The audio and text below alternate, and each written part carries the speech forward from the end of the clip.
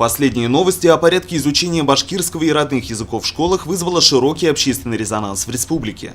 В процессе вопрос, принадлежащий к образовательной и культурно-лингвистической сфере, плотно перешел в политическую плоскость.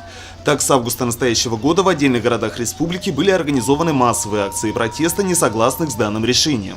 Накануне в интернет-сообществах нашего города начали появляться призывы к участию в массовой акции, запланированной в Сибае на ближайшее 8 октября. В объявлении указывается, что предстоящая акция является согласованной с муниципальным органом власти. Однако, как комментирует представитель муниципалитета, данная информация является ложной и вводит в опасное заблуждение возможных участников несанкционированного массового мероприятия.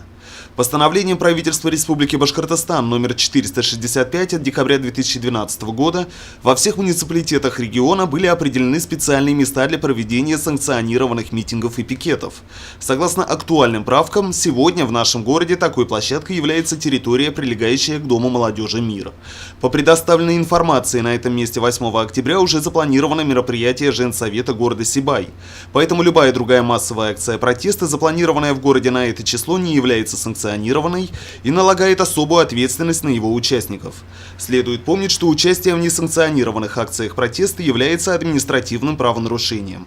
Для организаторов митинга наступает ответственность уже уголовная. Действующее законодательство предусматривает ответственности за ношение на митингах масок, использование символики запрещенных экстремистских организаций, нахождение в наркотическом и алкогольном опьянении, наличие фаеров и оружия. Ринат Музафаров, Любовь Карпова, телекомпания СТВ.